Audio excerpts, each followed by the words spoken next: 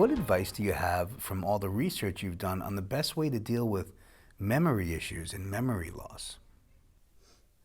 Diet does play an important role. Again, the live food diet, according to your constitution, is important. I mentioned I don't really have any cooked foods, so there are no grains, no beans, and so forth, but that's really good. And one of the things about a live food diet is it's anti-inflammatory. And what we see with memory and Alzheimer's and so forth is brain inflammation is a driving force.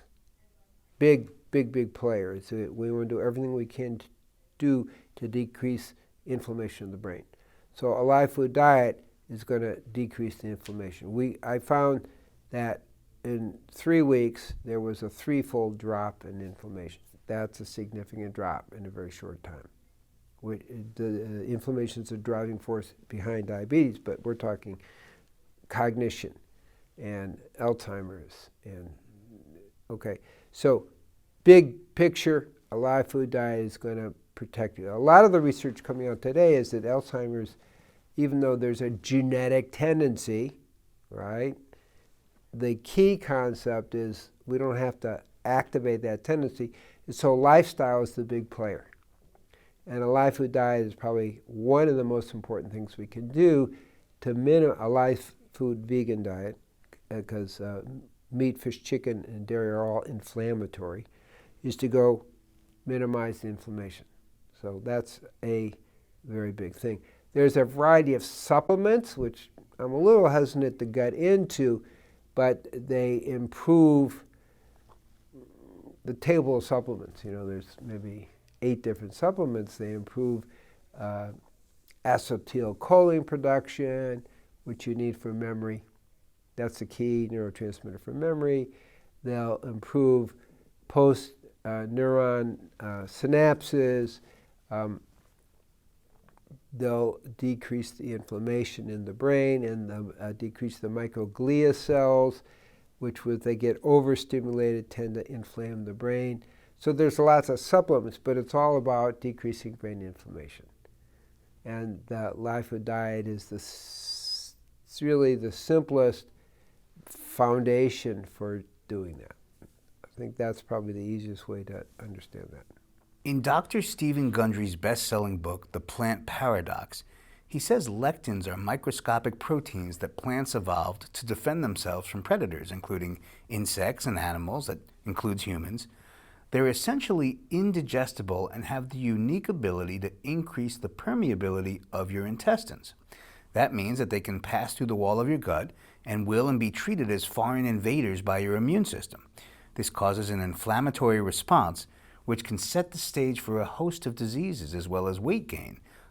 What foods are rich in lectins? Generally speaking, all grains and legumes have more lectins than anything else, and in some cases, pressure cooking can destroy the lectins. Nightshade vegetables, squashes, and select nuts and seeds are also rich in lectins. Do you agree with Dr. Gundry? Why or why not? To be honest, I would consider him a Johnny-come-lately. Lectins and our awareness of lectins have been around for a while. I wrote about them in my book, Conscious Eating, in 1990s. There's nothing new here. What he doesn't have right is that different blood types are affected by different lectins. So for example, if you're type O, you're going to be more sensitive to sunflower seeds. And this type O, they will react with that and cause kind of literally some clumping in the blood and in the tissues, like an antigen-antibody reaction. So lectins are antigens, yeah, we've known that for a long time.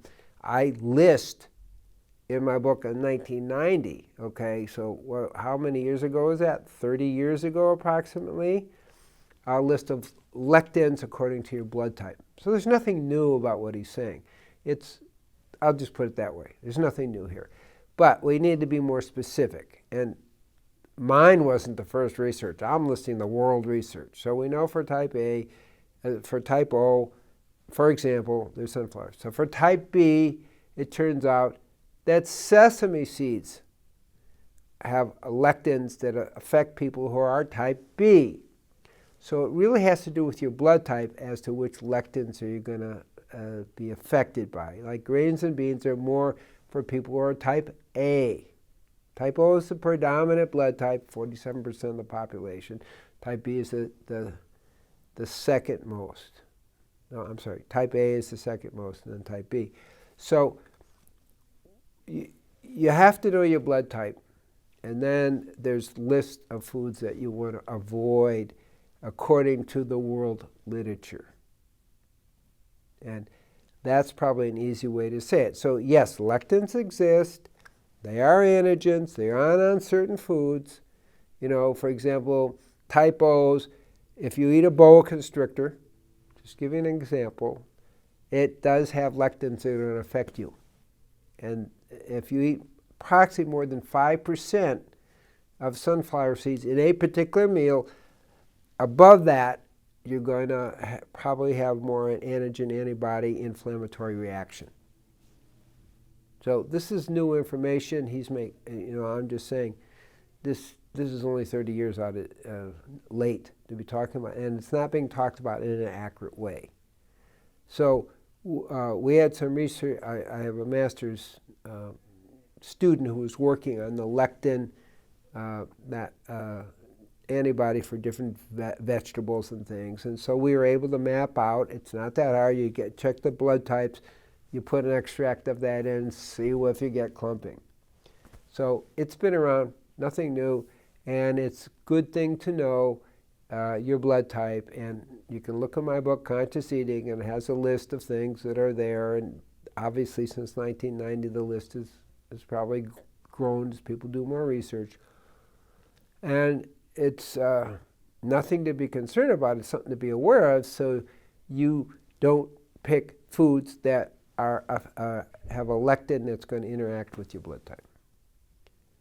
What do you see as the importance of the Real Truth About Health conference? I feel that the Real Truth About Health conference is really a nice contribution to the world. I think I love the humanitarian aspect of it. I love being part of it. I love that not everybody agrees on everything. That's the way it should be. I believe that we're bringing a certain consciousness to getting it out there. So the conference isn't just a conference. It's an effort to create media that's going to reach the world. So it's way more than just the people that are here. So I personally greatly appreciate the opportunity to get kind of teachings out to the world. Part of my, I'm going to use the word dharma, is at this point is to get as much teaching about a vegan live food out to the world as possible. The vegan has plant-based as more of an emphasis here, which is where you really need to start. I mean, I teach and have taught already in 40 countries, and I always start with the vegan, okay? That's a big jump. Okay, live food, I don't emphasize much. So I like this conference because it's putting energy in that way, which is key for transforming the world. I believe that going vegan in each generation, we're given the medicine to heal that generation.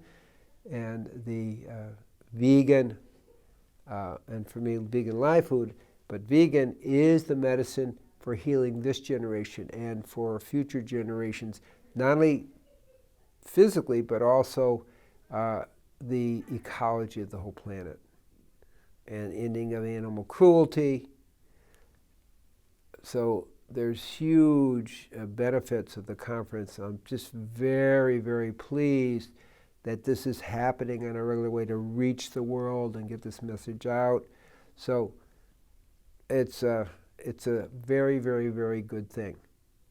And I feel very good about it, and I feel great about participating in it. So that's my take on it.